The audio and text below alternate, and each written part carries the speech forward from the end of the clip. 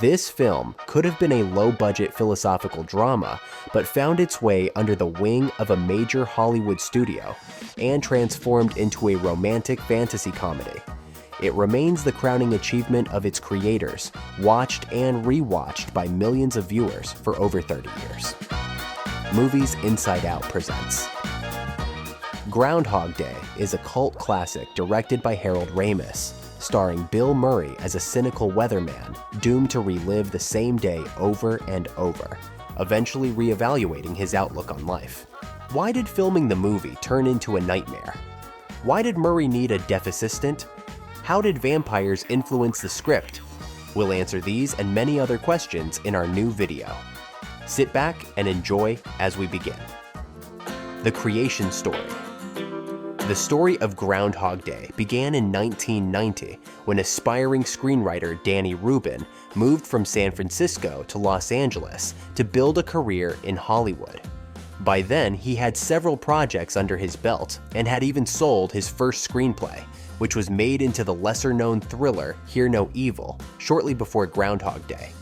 One day, while reading Anne Rice's The Vampire Lestat, Rubin pondered the concept of vampire immortality. He started reflecting on what an ordinary person might do if their life had no end, whether they would grow frustrated or find a path to self-improvement. Rubin decided to use this idea for his new screenplay, but quickly realized that a large-scale film spanning past, present, and future would be too costly to attract producers. Around the same time, he recalled an old story he'd written about a man forced to live the same day repeatedly. Rubin realized the core ideas of both stories aligned, and the concept of a repeating day wouldn't require a significant budget. Rubin then considered which day his protagonist would get stuck in. He wanted to pick a memorable yet underused holiday. After flipping through a calendar, he settled on February 2nd, Groundhog Day. And it's always February 2nd. And there's nothing I can do about it. It was the perfect choice, as it wasn't tied to political or religious themes and was relatively unknown, even in the US.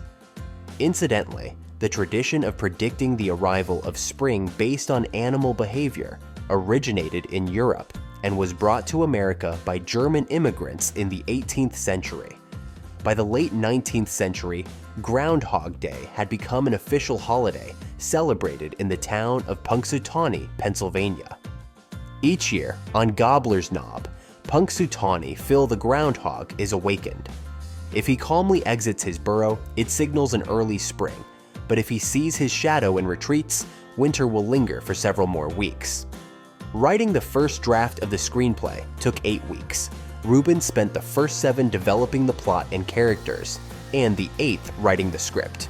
Rubin named the protagonist Phil Connors after Punxsutawney Phil and made him a TV weatherman, giving him a reason to attend the Groundhog Day festivities. When working on the character's transformation, Rubin used the Kubler-Ross model of the 5 stages of grief: denial, anger, bargaining, depression, and acceptance. Initially, Rubin planned to explain why Phil was stuck in a time loop, but ultimately decided that leaving it unexplained made the story feel more relatable. The original screenplay differed significantly from the film audiences know today. The action began without any backstory, with Phil already predicting everyone's actions, creating intrigue as viewers wondered how he knew everything. In the finale, Rita rejected Phil and became trapped in her own time loop. Oh, I thought you were supposed to disappear, or I was, or something. Overall, the script focused more on philosophical reflection than on comedy or romance. After completing the manuscript, Rubin showed it to his agent, who found it impressive, but warned that finding interested producers would be challenging. The agent was correct, but the script eventually made its way, by chance, to producer Trevor Albert. He loved the story and immediately suggested it to his friend Harold Ramis, known as a writer of Animal House and Stripes, and for playing Egon Spengler in Ghostbusters.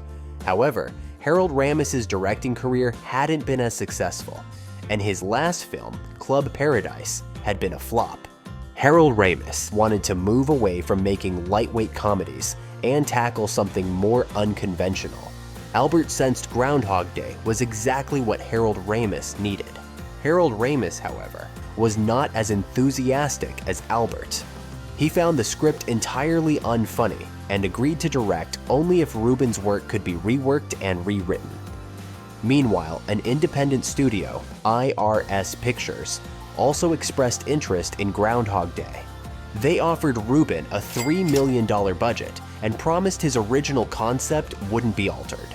Simultaneously, Harold Ramis sought a partnership with Columbia Pictures, which could provide better funding and attract big-name actors. Rubin faced a tough choice: insist on his vision and risk the film reaching only a small audience, or allow more experienced filmmakers to reshape his idea while becoming part of a major project. Thankfully, Rubin chose the latter. Together with Harold Ramis, he started working on a new version that preserved the original concept while transforming Groundhog Day from a philosophical drama into a romantic comedy. To the groundhog. Always drink to world peace. I like to say a prayer and drink to world peace. To world peace. Harold Ramis liked Rubin's idea of starting the story in the middle, but producers felt audiences would be more interested in seeing Phil's initial reaction to the inexplicable events. The studio also pushed for an explanation of the time loop, but the creators stood their ground. Rubin presented the second draft in February 1991, but even then, the studio wasn't completely satisfied. According to the contract, Rubin could write another draft, but Columbia assigned the rewrite to Harold Ramis. Harold Ramis removed the voiceover narration and confined the story entirely to Punxsutawney. He added more humor and adjusted the characters, making Phil more irritable and cynical. Interestingly, Rita's drink of choice, sweet vermouth, was inspired by Harold Ramis's wife's favorite beverage. Harold Ramis' new version won over the studio, and he finally began casting actors. Casting. Harold Ramis and Bill Murray shared a long-standing friendship and professional partnership, but initially, the director did not consider Murray for the role of Phil Connors. Danny Rubin envisioned Phil as being in his 30s, while Murray was already in his 40s. However, producers quickly realized that other well-known comedians were also older, and they convinced the team to age up the character. The studio first offered the role to Tom Hanks, but he declined, feeling his good guy image would prevent audiences from fully appreciating the character's evolution. Next, they approached Michael Keaton, who also turned it down, though for a different reason. Keaton admitted later that he didn't understand the concept of Groundhog Day and deeply regretted his decision. Chevy Chase, Steve Martin, Robin Williams, John Travolta, and Kevin Kline were also considered for the part. However, Harold Ramis felt these actors were too inherently likable, making it harder to showcase the character's transformation. Ultimately, he decided to offer the role to Murray, who accepted. To watch a master at work. The master? Punxsutawney Phil, the world's most famous weatherman, the Groundhog. Rubin initially opposed casting Murray, doubting his talent for the role. However, Harold Ramis insisted that Murray had a unique ability to play unlikable characters while still endearing himself to audiences. At the time, Murray was going through a difficult divorce, making him irritable and short-tempered on set. This created challenges for Harold Ramis and the crew, a topic we'll explore later. For the role of Rita Hansen, the creators initially considered comedic actresses. I guess I want what everybody wants, you know, career, love, marriage, children. However, they soon realized the character needed to be warm and likable, rather than witty and sharp-tongued. Singer Tori Amos was briefly considered, but the part ultimately went to Andie MacDowell. Her natural grace and performance in the dramedy The Object of Beauty won over the filmmakers. Stephen Tobolowsky played Ned Ryerson, Phil's overly enthusiastic former classmate. Tobolowsky's audition struck Harold Ramis as perfectly irritating and persistent, much like his character. Tobolowsky modeled Ned after his own insurance agent, who later thanked the actor for the authentic portrayal. Phil, this is the best day of my life. Mine too. Mine too. Brian Doyle Murray, Bill Murray's older brother, was cast as Buster Green, the mayor of Punxsutawney. Doyle Murray had worked with Harold Ramis on several occasions and often took on small roles in films featuring his brother. Good job. He just smiled at me. Did you see that? Chris Elliott was cast as Larry, Phil's cameraman. You know, when I worked in San Diego, I covered the Swallows returning to Capistrano 6 years in a row. Elliott was known for his minor role in James Cameron's The Abyss. Angela Payton appeared as Miss Lancaster, the cheerful innkeeper. Will you be checking out today, Mr. Connors? Chance of departure today, 100%. While Robin Duke played Doris, the waitress. This is Doris. Her brother-in-law Carl owns this diner. She's worked here since she was 17. More than anything else in her life, she wants to see Paris before she dies. Oh, boy, would I. Willie Garson took on the role of Kenny. Well, Rita thinks it would be a great idea to stay around for some of the other events, get some incredible footage. And Rick Dukeman played Gus, Phil's drinking buddy. That glass is half empty. Other guys would say, that glass is half full. Marita Garagity, who had a small role in Sleeping with the Enemy, was cast as Nancy. Nancy Taylor, and you are? Michael Shannon made his film debut as Fred. Hey, Fred, how was the wedding? Well, I just wanted to thank you for making Debbie go through with it and everything. While his on-screen fiancée Debbie was played by another newcomer, Hynden Walsh. Fred? You are the best. No, you are the best. Rita? The film also included a cameo by Harold Ramis himself. He portrayed the neurologist who advises Phil to see a psychiatrist. A biopsy. A psychiatrist. As for Punxsutawney Phil, the iconic Groundhog, the role went to a real groundhog named Scooter. In fact, an entire family of groundhogs was used for the shoot. The filming process. The principal filming for Groundhog Day took place from March 16th to June 10th, 1992. The creators aimed to use a quintessential American town, one that would not betray the era in which the story was set. Although the film is set in Punxsutawney, the crew decided it was not scenic enough and found it too small to accommodate all the actors and the production team. Unsurprisingly, the authorities of Punxsutawney were offended by this decision and refused to provide the actual groundhog, Phil, for filming. After scouting over 60 towns, the filmmakers chose Woodstock, Illinois. Incidentally, Woodstock is located only 80 kilometers, almost 50 miles from Wilmette, Bill Murray's hometown. The scenes on Gobbler's Knob were initially planned to be filmed in a nearby nature reserve. However, it was later decided to shoot them in Woodstock's main square, with local residents recruited as extras. Many locations used in the film existed in real life, but the Tip Top Cafe was built specifically for the movie on the site of an abandoned diner. Meanwhile, the interiors of the room where Phil stayed were filmed on a soundstage in an empty warehouse. The biggest challenge throughout the production of Groundhog Day was Bill Murray's behavior. Disagreements arose between him and Harold Ramis regarding the tone of the film. Murray wanted to revert to the darker concept envisioned by Danny Rubin, while Harold Ramis was focused on making a romantic comedy. Murray would constantly call Harold Ramis early in the morning to propose script changes, which eventually led Harold Ramis to direct him to Rubin for revisions. Murray found Harold Ramis's behavior insulting and became so upset that he almost stopped speaking to him altogether. The actor frequently arrived late on set, and sometimes left before his scenes were finished. He threw tantrums, argued fiercely with Harold Ramis, and criticized his co-stars' performances. He also refused to answer phone calls or return messages. At one point, a crew member suggested that Murray hire an assistant to manage his affairs. In retaliation, Murray hired a deaf assistant with whom no one, including Murray himself, could effectively communicate. Harold Ramis had to struggle with this challenging behavior throughout the production. Bill Murray also often faced physical discomfort during filming, which worsened his mood. For example, in scenes where Phil steps into a puddle, Murray had to wear a neoprene boot cover, 2 pairs of socks, and plastic wrapping around his foot.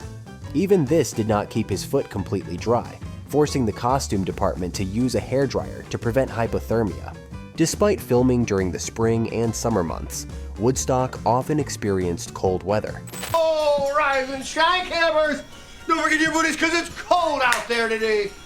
The actors would sometimes add schnapps to their hot cocoa to stay warm. Later in the shoot, the weather turned warmer, requiring artificial snow made from firefighting foam and cotton. However, for the final scene where Phil looks out the window on February 3rd, the team managed to capture genuine snow. After one particularly heated argument, Harold Ramis encouraged the children in a snowball fight scene to throw their snowballs at Murray harder. At the same time, Murray himself asked Andy McDowell to slap him for real in one scene.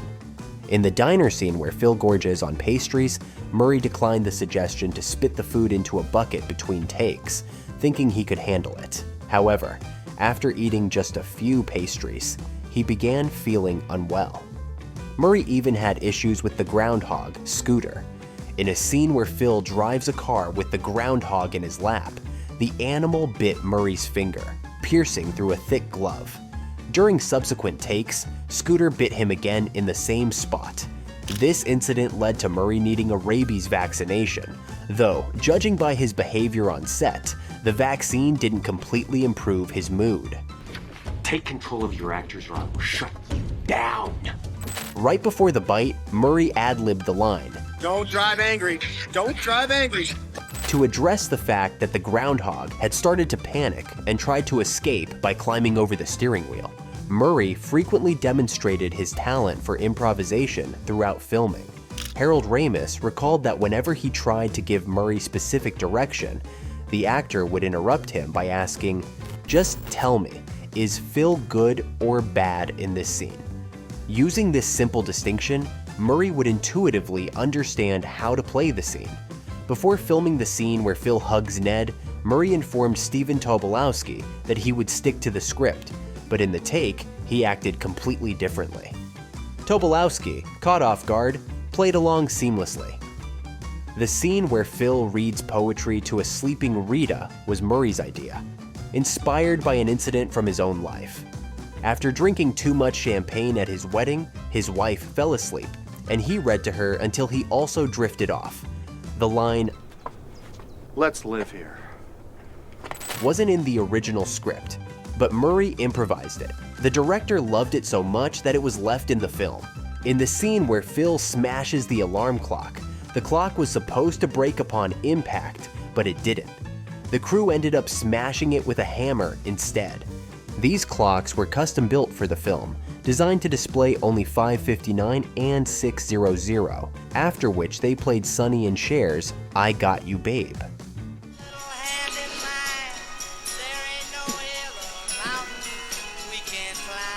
This song had been included in Rubin's script from the beginning, thanks to its endlessly repeating refrain that perfectly mirrored Phil's situation. In the scene where Phil clumsily plays Rachmaninoff's Rhapsody on a theme of Paganini in the piano teacher's home, the music is actually played by Bill Murray, who didn't know how to read sheet music and learned the piece by ear. Not bad, Mr. Connors. You say this is your first lesson? Yes, but my father was a piano mover, so. However, the synthesizer solo during the dance scene was performed by composer and pianist Terry Fryer, whose hands are seen in the shot.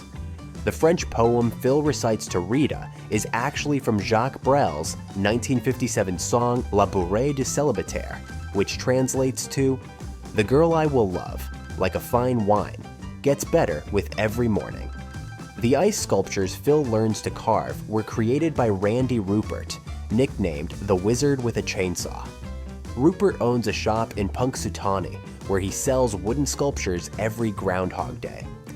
One of the most debated scenes among the crew was the final moment where Phil wakes up in bed with Rita and realizes he has escaped the time loop. 3 versions of the scene were shot, one where they woke up in the same clothes from the night before, one in different clothes to suggest intimacy, and one where they woke up naked. The crew filmed 25 takes of each version, with opinions split nearly equally among the options. The decision came down to a female crew member who said that new clothes, or a lack thereof, would undermine the film's essence. When Phil kisses Rita at the end of the film, snow begins to fall, symbolizing the breaking of the loop. A similar motif occurs in the movie It's a Wonderful Life, where snow represents the hero's return to reality. Interestingly, the early scenes with Phil against a blue backdrop were conceived only during the editing stage, requiring the crew to return to the set to film them. After the movie's release, Woodstock installed a commemorative plaque reading "Bill Murray stepped here," placed at the site of the infamous puddle. Another plaque in town marks Ned's Corner, located at the intersection where Phil encounters Ned. Some residents of Woodstock hoped the film would boost tourism, but most of the attention went to Punxsutawney. Before the movie's release, the Groundhog Day Festival in Punxsutawney attracted about 2,000 visitors annually. Afterward, the number swelled to tens of thousands. Movie mistakes and errors. Even the most meticulous filmmakers can't entirely avoid minor slip-ups and peculiar errors. The creators of Groundhog Day were no exception. Here's a collection of the most interesting inconsistencies, which, fortunately, don't detract from the film's charm. Time shift. When Phil looks out the window for the first time, cars move in a specific pattern. On the second day, they repeat their actions exactly, but according to the radio broadcast, at a different time. Apparently, even the cars in this town have their own time loops. Geographical challenges. In Punxsutawney, the sun rises at 7:25 a.m., so at 6 a.m., it should still be pitch dark. But the filmmakers decided that morning scenes look better in daylight. Also, when Phil meets Ned, there's a store in the background called Woodstock Jewelers, named after the town where the film was shot, a detail unrelated to the story. The disappearing scarf and gloves. On the second day, as Phil leaves the cafe, his scarf magically tucks itself under his coat, and gloves suddenly appear on his hands. Sure, he could have tucked the scarf and buttoned up with one hand, but how did he put on gloves while holding a coffee cup? A mystery indeed. As they say, sleight of hand and no trickery. The magical coat.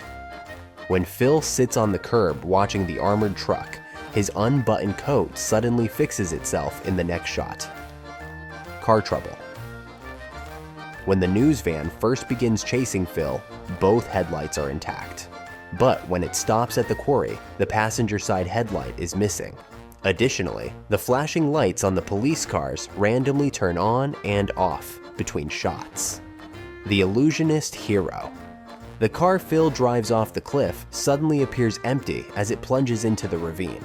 Apparently, Phil decided a regular escape was too boring and used his superpower of teleportation.